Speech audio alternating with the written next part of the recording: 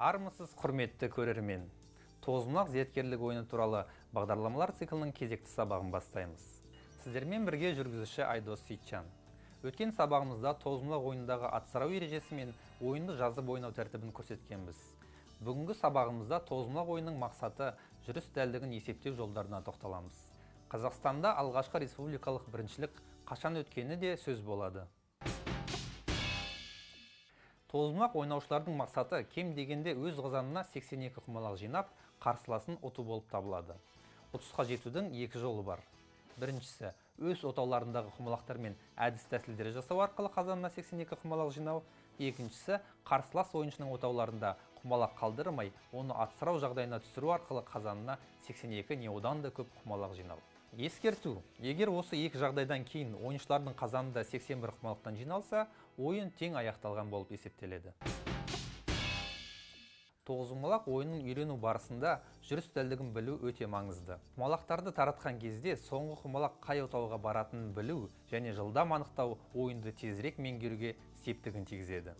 Жүріс дәлдігін анықтаудың Әбілда Ақшораев, Серікбай Тілеубаев жасаған математикалық және логикалық есептеу жолдары бар. Оның ішінде ілгері және кейінді есептеу, түйін сандар арқылы анықтау жолдары назар аударарлық.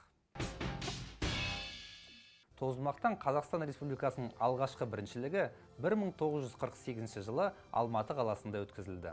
Оның жеңімпазы болып жамбылдық Шорман Өтегенов танылды. Төмендегі жағдайда жүріс бастаушыдан. Бастаушы өз отауларындағы 2, 6, 3 құмалақтардың қай отауға баратынын тез анықтағанымен, 10, 12 және 37 құмалақтың қай жерге түсетінін табу үшін біраз ойлануы керек. Шебер ойыншылар үшін бұл қиындық тудырмайды. Тозымақ ойындағы түйін сандар дегеніміз дәлдігі өз орнына немесе қарсыластың аттас отауына барып түсетін құмалақтар саны. Түйін сандарға 10, 19, 28, 37 және тағы басқа сандар жатады.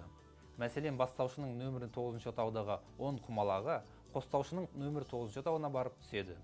Ал қостаушының нөмірі 8 отаудағы 19 құмалағы таратылса, өз орнына келіп түседі. Яғни, бастаушының 10 құмалағы жарты айналым жасаса, қостаушының 19 құмалағы таратылған кезінде бір айналым жасап, өз орнына келеді екен.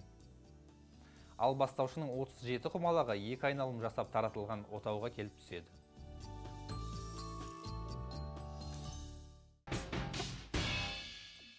Енді осы түйін сандарды пайдаланып, бастаушының нөмір 4 отауындағы 12 құмалақтың қай отауға баратынын анықтау үшін ілгері есептеуді пайдаланамыз.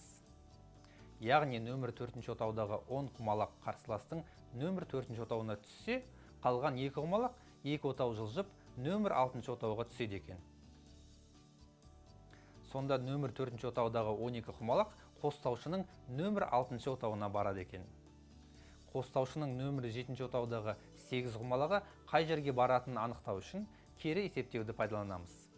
Яғни, нөмірі 7 отауда 10 құмалақ болса, ол қарсыластың нөмірі 7 отауына баратынын ескерсек, 2 отау кері есептегенде қостаушының 8 құмалағы бастаушының нөмірі 5 отауға баратынын көреміз. Жаңадан үйренушілерге алғашында жүріс дәлдігін табу қиын болғанымен, уақыт өте келе тақтадағы жағдайларға көз үйреніп, қателеспей есептейтін болады. Сонымен бүгінгі сабағымызда тозымақ ойынын жазып, ойнау тәртібі, жүріс дәлдігін есептеу жолдарына тоқталдық. Негізгі ақпараттарды бір қайталап, еске түсіріп алсақ. Тозымақ ойнаушылардың мақсаты кем дегенде өз қазанына 82 құмалақ жинап, қарсыласын ұту болып табылады. Тоғызқұмалақ ойынын үйрену барысында жүріс дәлдігін білу өте маңызды. Құмалақтарды таратқан кезде соңғы құмалақ қай отауға баратынын білу және тез ойынды анықтау терең меңгеруге септігін тигізеді. Жүріс дәлдігін түйін сандар, ілгері және кері есептеу жолдары арқылы үйренуге болады. Осымен біздің бүгінгі шығарылымыз өз мәресіне жетті.